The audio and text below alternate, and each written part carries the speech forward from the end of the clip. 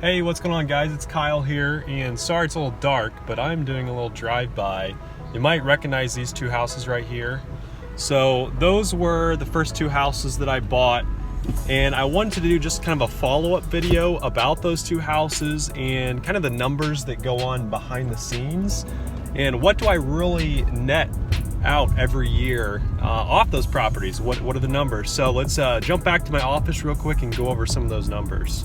Alright guys, so we are in my computer now, and I just want to go over a couple, actually three different properties. Now these are all properties that sit on the same street.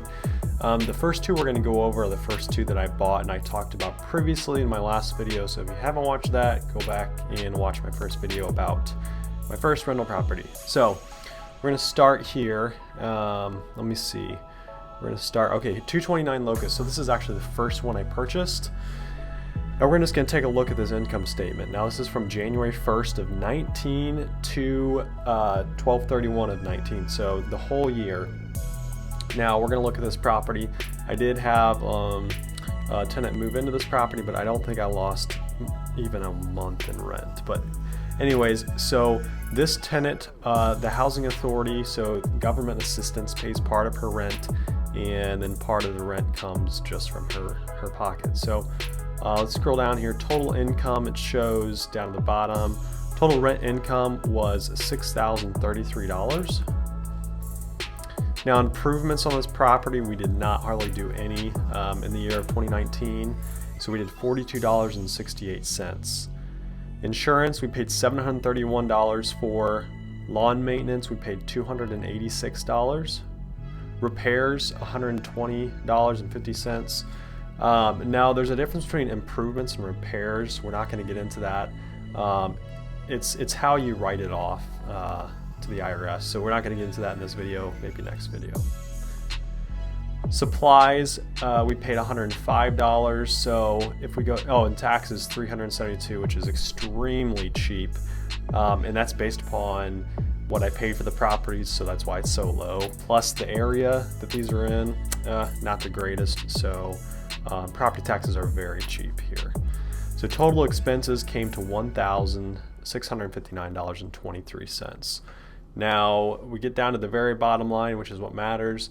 So on that first property that I purchased for $5,000, well, yeah, it was around $5,000, whatever that number was. Less, well, obviously then adding on my repairs and all that. So I'm going to value this property somewhere around $25,000 to $30,000. That's probably what it would sell for if I sold it. So this number right here is approximately what I make off of a property that's worth $25,000 to maybe $30,000. That's what I made in 2019. So, you know, a lot of people, they're like, oh, you own, you know, these little houses, they probably print money, you know, $4,000, you know, that's a good amount of money, but it's by no means making me wealthy. So that's the nitty gritty. So let's move on to the next one. This is 231. This is the second house I purchased, but this was actually the first house that I rented out. Again, watch the first video. So this one, this tenant has been with me for like 4 years. They're great. They're great. So total income for 2019 was $6,300. That's gross rent. Improvements, we did $1,582. We paid, you know, a buddy of mine to go in and do a little bit of work and buy some different supplies.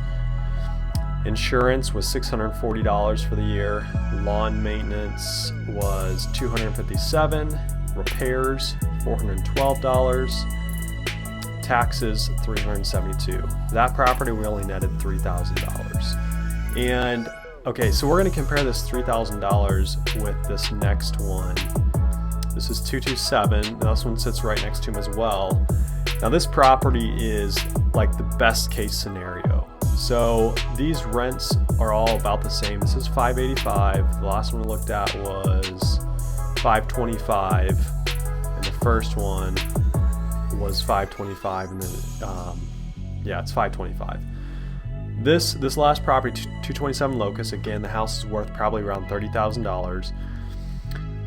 It rents for a little bit more, so $585. Now this is like the best case scenario property because we've had little to no expenses. The tenant is very responsible, and we've just had to do very, very little to this property. So total rent income gross last year was $7,020. Cleaning and maintenance, this is our only expense. As you'll see, 50 bucks. Insurance, we paid $629. Lawn maintenance, we paid $381. So I shouldn't have said that was our only expense, but only expense other than the ordinary expenses.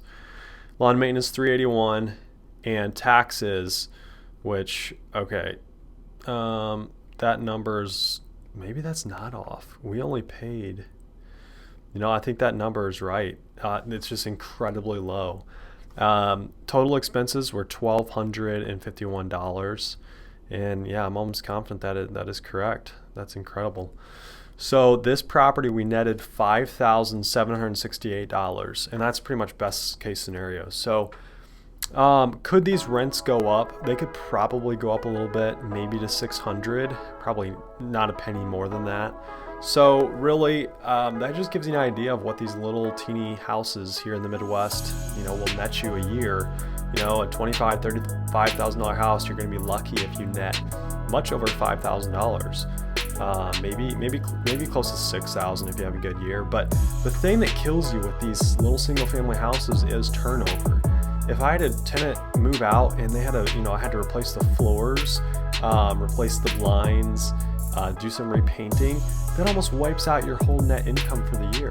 So that's why I'm a huge proponent of buying multifamily, because turnovers don't hurt you near as much, because even if a duplex is vacant, then on one side you've got the other side paying. So another thing that is unique about these properties is I have them paid off. I don't owe any money on them. So as you saw, there was no expense going towards the mortgage payment. So this is really best case scenario. This is a house paid for, worth $25,000, no mortgage payments, and this is about what you'll get. So I hope that just gives you a little more insight on what these cheap little houses will bring you.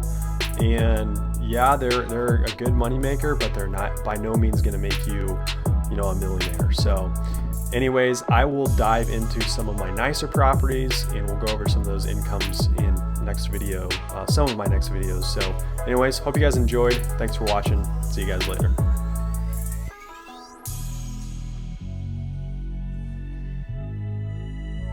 Hey guys, so I just jumped into the tax record website here in the county these properties located.